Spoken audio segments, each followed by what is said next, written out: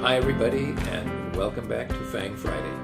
This is Ross Healy, the Chairman of Strategic Analysis Corporation and the Senior Portfolio Manager at McNichol & Associates Asset Management. This past week has been a bit of a holding on period for the market in general and the FANG stocks in particular. So there's not really much to add to what has actually transpired. However, this is not to say that there is nothing for you to do.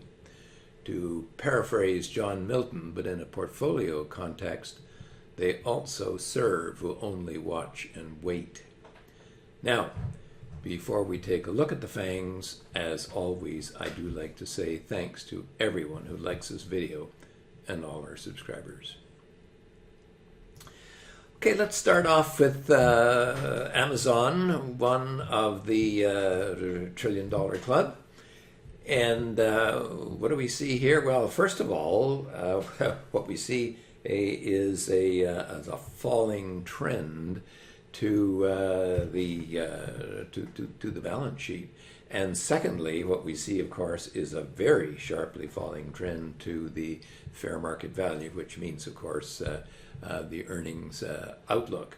However, when we look at the stock itself very closely, it is very clearly hanging on for dear life to its bubble price. And remember that bubble price is a low that goes all the way back for the entire history of Amazon. Alphabet, well, Alphabet actually did break down, but look where it went, eh? It dropped to its intrinsic value. That's that dotted line there. Bounced and went back right down to it again and bounced again. And today, it's just about back up to its MSG price, which is 5.5 times book value. I suspect lower prices lie ahead, but for now, it's kind of like Amazon. It really doesn't want to let go either. Apple is a little bit more of a conundrum. And I say that, first of all, of course, it has broken its HB5, which is 26 times book value. But, of course, the issue is that we don't know where the actual balance sheet is going to be. See these little diamonds here at the bottom of our chart? It tells you when the next balance sheet is due, and that is not due till sometime in July, and we don't know right now whether, in point of fact, there has been a further decline in the balance sheet due to buying back stock, or whether this breakdown is for real. So we're kind of left with a little bit of question as far as Apple is concerned. However, if we get into mid-July and we find that the breakdown is for real, then that I think has quite severe implications for this stock. Microsoft is now following my sell at the HB3, or 16 times book, has just about dropped to its HB1 price, which is 10 times book for round numbers. And I would expect that as there was at the HB2 price, or 12 times book, I would expect that there is going to be a rebound down here as well. However, longer term, I do wonder, particularly given what is going on in the overall market itself, that there probably are lower prices ahead for the stock. Tesla is kind of like Alphabet and Amazon, isn't it? It's trying to hang on to its HB4 price. It kind of breaks down and pulls back. It breaks down, pulls back again. Today it pulled back, by the way, just almost perfectly right back to its HB4. However, it is on the wrong side of the line. Okay, it's in the wrong neighborhood, and I kind of wonder if we're looking at further downside, particularly when I look at the fair market value of this company in a market which is not rewarding companies with poor market potential. NVIDIA is, well, it's kind of halfway between, and I expect that it's going to be heading to its HB2 price. NVIDIA, by the way, is kind of interesting here. Do you remember a few weeks ago, I said to you, look, the stock had actually come right down to its HB3, and it hit there perfectly and bounced.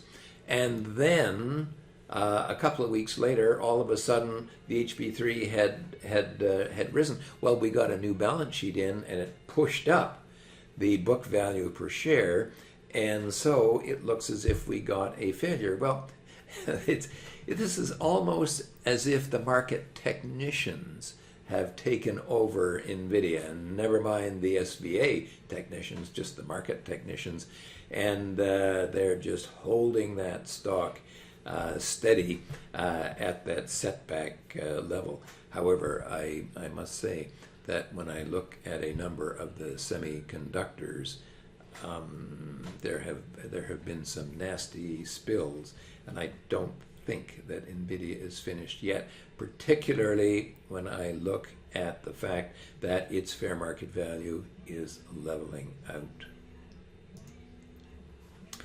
Netflix is trying, I think, to hold right here at its super growth price. And remember some while ago when the stock was up at its HB3, I said, look, the long-term low for Netflix has been its super growth price. That's going back for 20 years. And I wouldn't be surprised that would be the downside target. Well, it is. But what we've got here, but what's going on, of course, what's happening is that the intrinsic value, the fair market value, has now been falling. However, so far, so good. The only thing that concerns me is that when I look at other companies in the streaming business, of which Walt Disney is one, that stock is broken down and looks very much as if it's heading much lower. I would simply watch Netflix, and I'd watch its super growth price to see if it can hold. Remember, the market has a memory, and it said super growth price. Now we see just how strong that's going to be.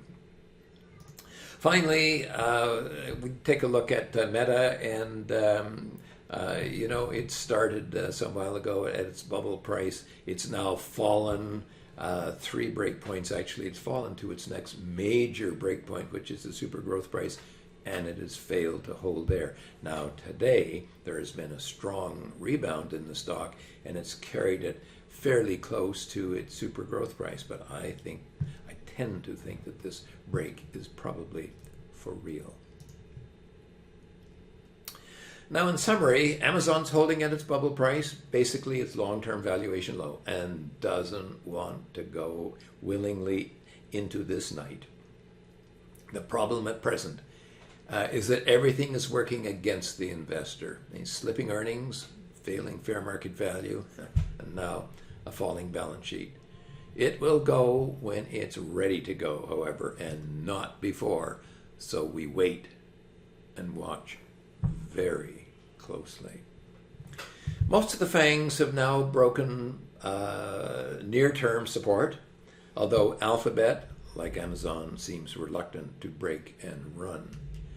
Apple remains a question. It looks like a breakdown, but its valuation may be simply riding a falling balance sheet. We'll know, but not until July, unfortunately. Microsoft is almost down to a possible trading opportunity at its HB1 or 10 times book. So I'd watch this stock as well for a direct hit there and a modest rebound of maybe 10, 12% or so, which could well occur. Tesla is also trying manfully to not get too far away from its HB4 price. That's 20 times book. But when I say that, I suspect that our viewers, after what we've gone through already, are now likely to say, what?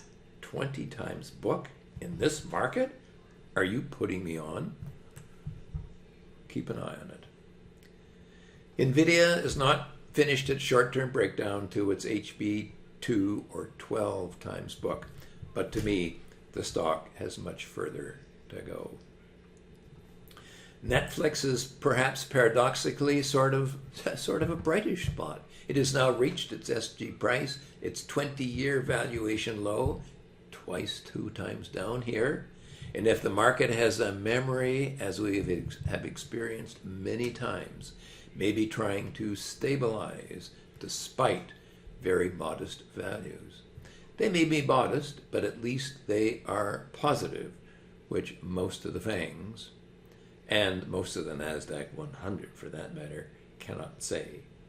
My main concern with Netflix comes when I compare it to the stocks in other streaming companies, which are all breaking lower, as I showed you with Disney. Finally, Meta, which is as cheap as Netflix, does not have Netflix's deep valuation background. With nothing in its past to remember, it just looks to be heading lower along with the market. In sum, since we started FANG Friday, events have clearly shown that there are 3 ways that we can earn our keep with our SVA market service. The first is to help you find stocks to buy. Second, as you saw earlier with Netflix, I showed you how you can avoid the kinds of big losses that the market can inflict on your portfolio.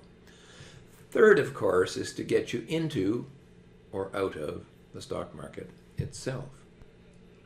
If you are able to tune in on our Surviving and Thriving in a bear market webinar, then you know that markets are pointing lower and that now is not the time to be frisky.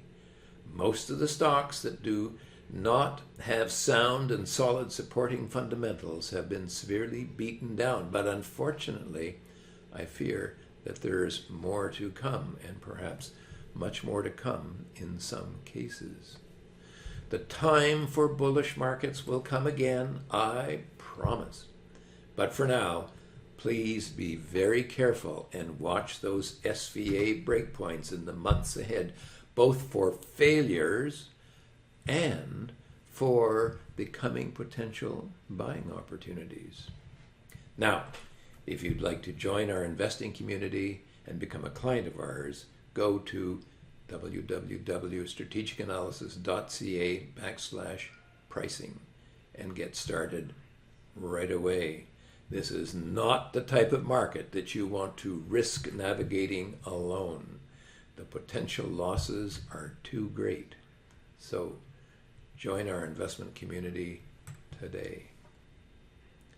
For now, this has been Ross Healy, the chairman of Strategic Analysis Corporation and a senior portfolio manager at McNichol & Associates Asset Management, reminding you that nothing, including investing,